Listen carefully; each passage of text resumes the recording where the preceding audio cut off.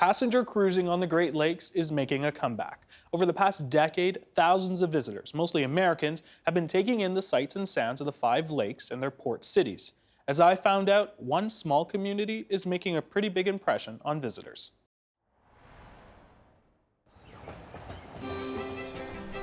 Little Current, Ontario. It's the gateway port to Manitoulin Island. The community gets its name from the currents that run through the narrow corridor that connects the Northern Channel and Georgian Bay in Lake Huron. Today, its waterfront is as important as ever and serves as the lifeblood of the community.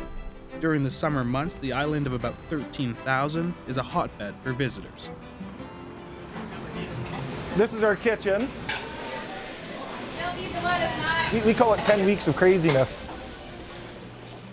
Chris Callahan is the owner of the Anchor Inn Hotel, and it's just one of the many businesses that depend on visitors to the island.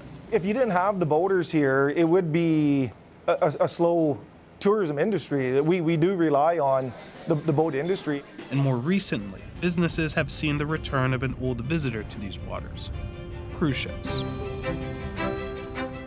This little port of Little Current, back in the early 1900s, was a busy port for both industry and tourism. This fact, it was steamship days. Cruise ships started returning to the island in the mid-2000s. This year, 3 ships will make a total of 29 visits to Manitoulin. Around 2009 to 11, we were only getting 10 or 11 visits, and often from maybe one ship in those years.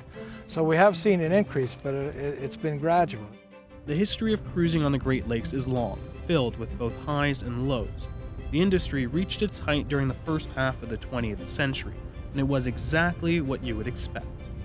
The ship's orchestra strikes up some lively music, playing numbers like Anchors Aweigh and Sailing. Then confetti and serpentine, supplied by the ship's social department, are thrown over the rails, creating a colorful and happy scene. Live music, dancing, and plenty of time to relax and enjoy the views. Passenger steamships would frequent major city centers like Toronto, Detroit, and Chicago, but would also make stops in smaller cities along the shores of the Great Lakes, and it was a big deal for those communities. There is always a crowd watching the ship come in, as its arrival is one of the major events of the week. When we started 20 years ago, we really were reflecting on what happened at the turn of the century when there were ships on the Great Lakes. The airlines weren't as prolific, roads weren't as good, cars weren't as quick, and it was easy to take a ship from one side of the lake to the other.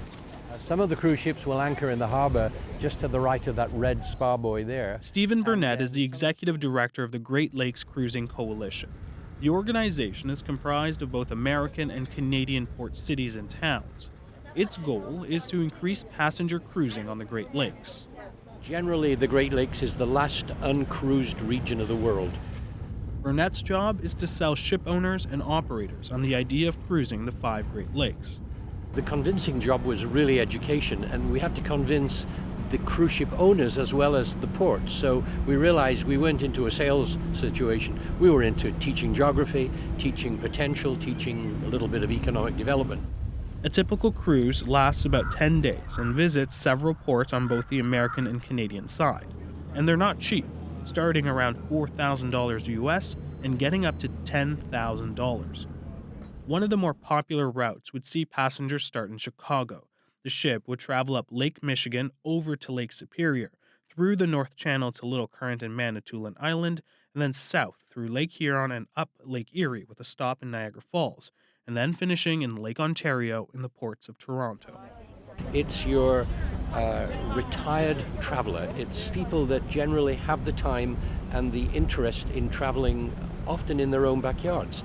That means that we have a lot of Americans traveling on these cruises. Not as many Canadians yet, that will start to grow, but we're now getting a considerable number of people from German-speaking countries, Germany, Austria, Switzerland, a lot of people coming from France, and now we're moving out to countries like Israel, Australia, and Ireland, and of course the UK.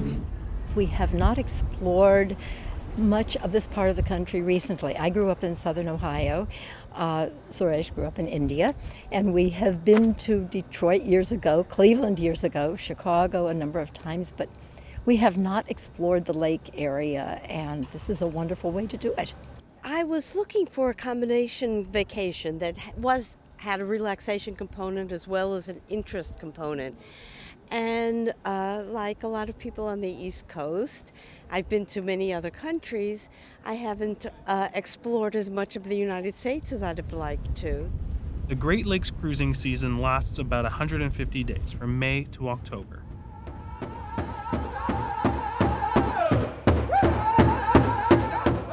The stop on Manitoulin is unique compared to the rest of the port cities.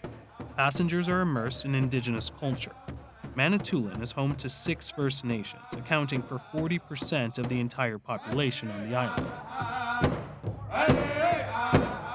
Manitoulin Island is the ancestral home of the Odawa people. We are 3 nations combined live here, Ojibwe, Odawa, Potawatomi. Collectively, we identify ourselves as the Anishinaabeg.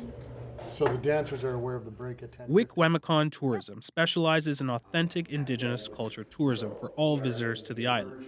Here in Canada, there's First Nations communities around every urban center, around many towns, and I imagine it's the same in the States and maybe even more. So it's always interesting to hear that they're not familiar with the Indigenous communities in their areas. On your right, okay, you will see, as we pass this tree line, the magnificent North Channel. So the first stop they make is at the Church of Immaculate Conception. And there they hear about the history of that particular church, Catholicism on Manitoulin, and how that church is built. It's a unique church in that it's circular, it's round. Visitors are then taken to the Ojibwe Cultural Foundation in Chiqing First Nation. They learn the cultural significance of items like sage, cedar, sweetgrass, and tobacco during a traditional smudging ceremony. What I really like about their program is that the dance presentation lets them know that these cultural and social gatherings are open to everybody. Everyone can participate. The tours are a way of reconciliation through education. Wikwemikon First Nation was home to one of the first residential schools on the Great Lakes.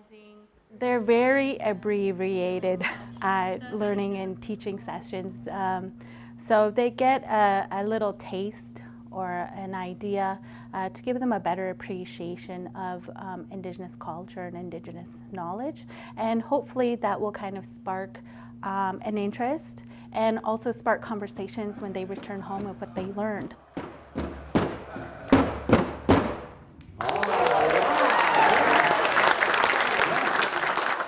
The dancing, the smudging, the things like the braid. I think about our granddaughters all have long hair and they braid their hair, and this is something I hope I can remember to go home and share with them.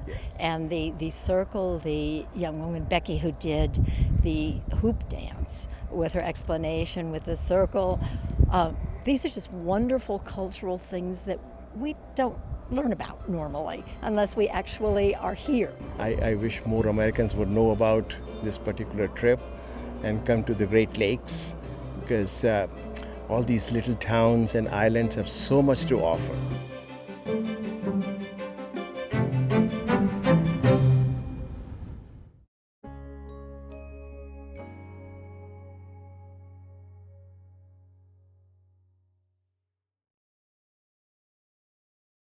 The Agenda in the Summer with Nam Kiwanuka is brought to you by the Chartered Professional Accountants of Ontario. CPA Ontario is a regulator, an educator, a thought leader, and an advocate. We protect the public. We advance our profession. We guide our CPAs. We are CPA Ontario. And by viewers like you. Thank you.